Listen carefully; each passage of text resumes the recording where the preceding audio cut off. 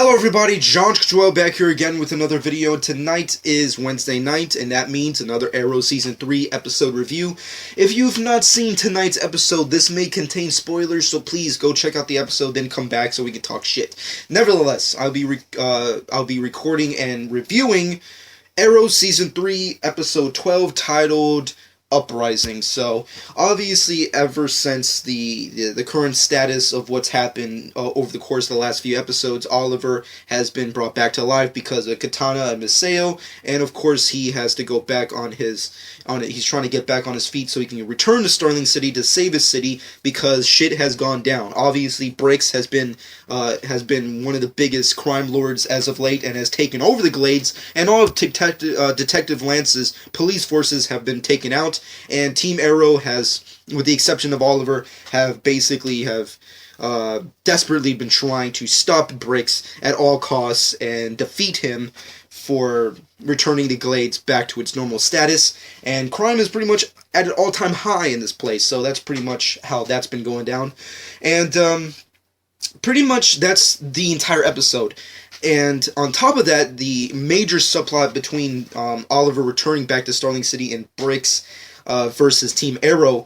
Another thing that I was really surprised to find out over the course of this episode was the fact that it's very Malcolm Merlyn heavy. I mean, I was not expecting Malcolm Merlyn to have a huge presence in this episode, but it's pretty awesome, and it's good to finally see Merlyn finally have more screen time. And this episode, for all of you obvious Malcolm Merlyn fans, this is definitely going to do justice for you guys, because now, not only is Malcolm Merlyn a big part of the story, he obviously has a big part in the flashbacks, because all the flashbacks are giving us a good insight into his origin. We get to see the death of his wife, we get to see his overall depression, we get to see his fatherhood with Tommy, little kid Tommy, and we get to see a little glimpse of Kid Tommy with Kid Oliver and shit.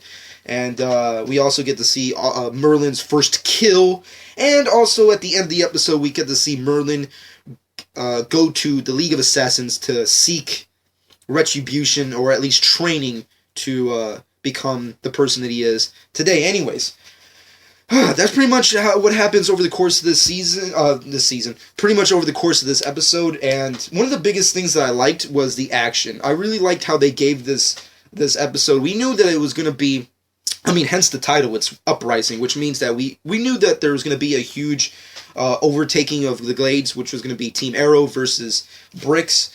And I think they did a great job at combining, like, the Dark Knight Rises. Like, it felt very Dark Knight Rises, Dark Knight Returns-esque kind of feel, you know? And I think that was kind of really badass.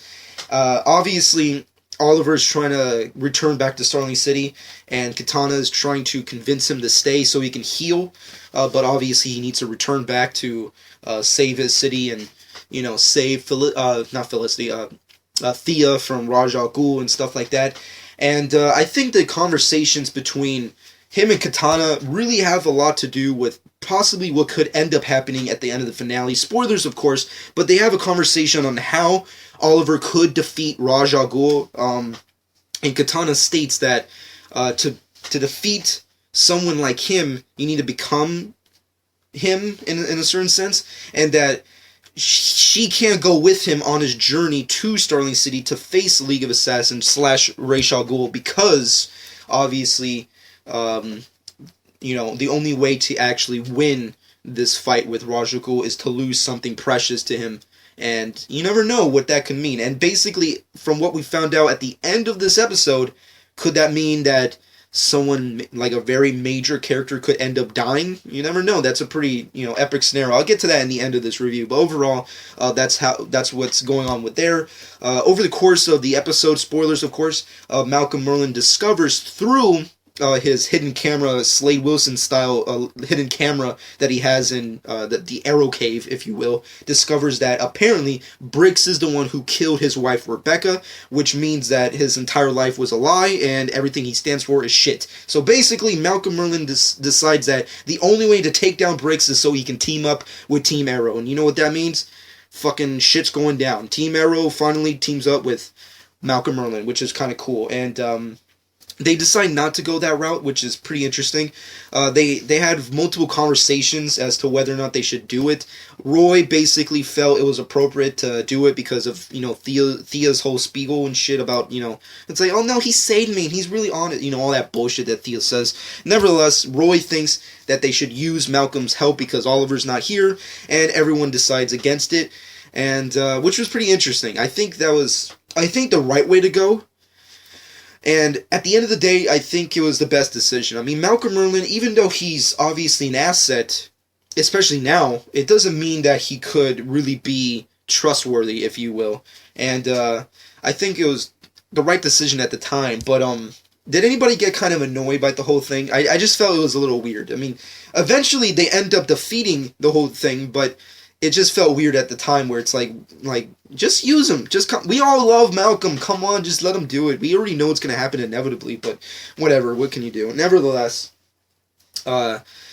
Arsenal and the new Black Canary, if you will, Laurel and Diggle and pretty much everyone else on Team Arrow basically decides to go to the Glades so they can round up all their personal, friends and their own gang so they can have this big Dark Knight Rises moment where, the people of the Glades versus Brix's crime lord army and shit, and they just go out at it. And it was pretty epic, I have to admit. That was kind of like the biggest point in this entire episode, of course, besides all of Malcolm Merlyn's an origin story. Basically, we get a good fucking awesome action sequence. Is pretty badass. We get to see this, we get to see Wildcat come back. We get to see Sin come back, which is funny. I mean, I'm pretty sure everyone remembers her.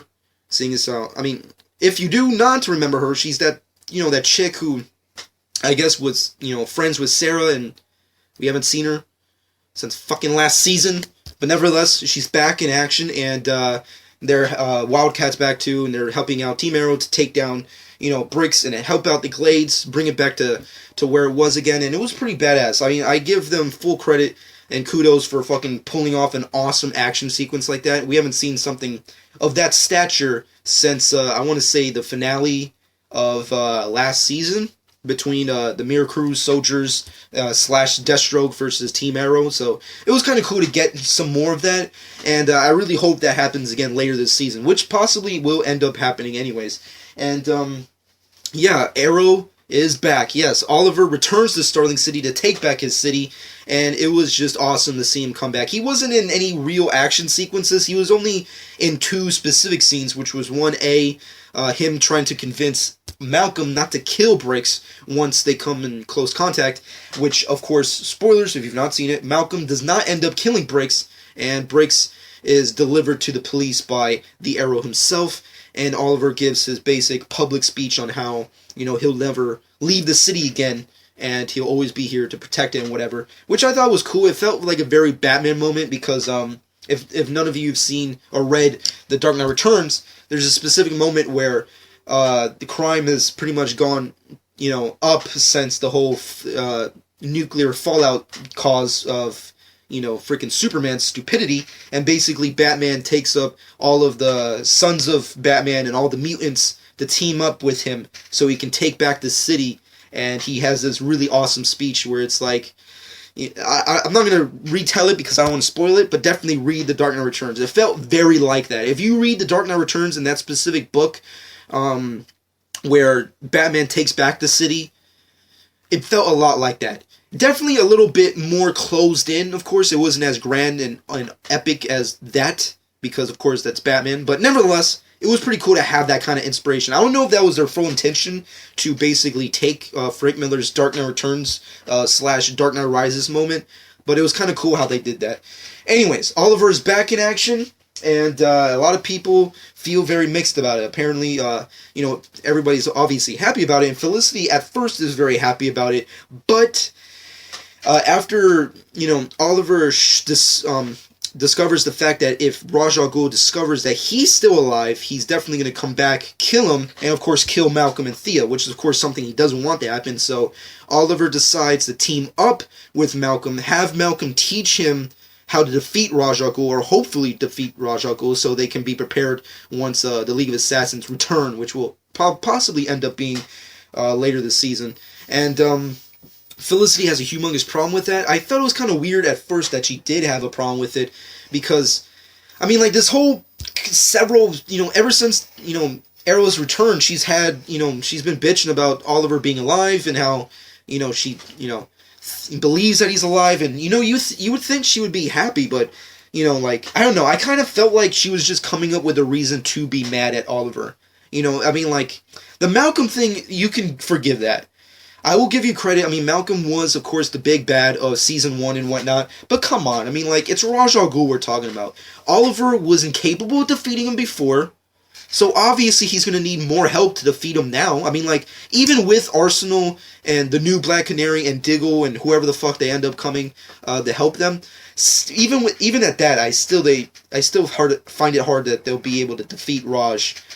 So, it's definitely in their best interest to have Malcolm. But Felicity has a huge problem with that. And they have this huge little debacle / discussion where, Oliver still loves Felicity, but Felicity doesn't want to be, in danger because he loves her. So I guess now their relationship, as of now, the status quo is Oliver and Felicity is kaput as of right now. Of course that, happens all the time, but you never know. As of right now, folks, Felicity and Oliver are not a thing, and you never know. Could she be in danger?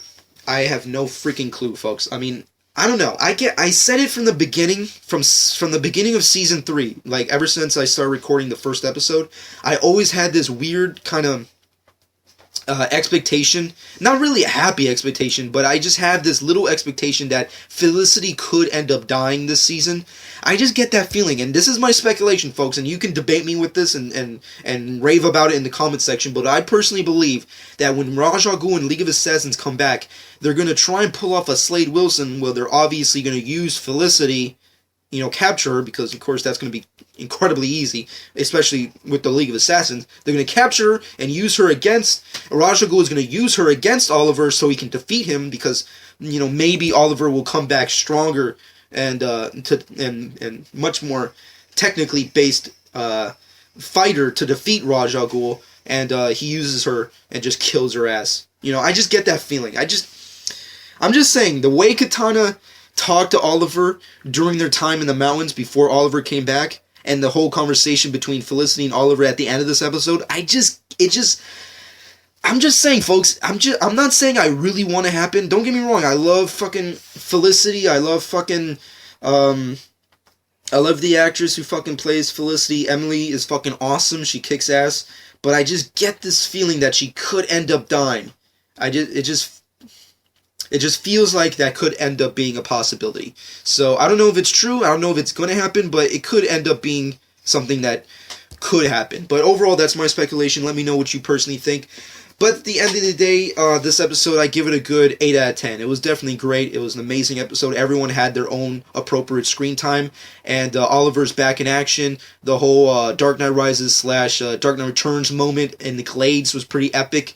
And overall, just a great episode. I loved it. Out of all the episodes that's been coming out since the mid-season finale, this is the one I like the most out of them all. I mean, like, we've had some good episodes and some bad ones since the return since the mid-season finale, but overall, this one definitely is one of my favorites. And I just have this, I have that expectation. And also, quick little spoiler, if you've not seen the episode, definitely spoilers, but Detective Lance could end up discovering that Laurel is lying about Sarah.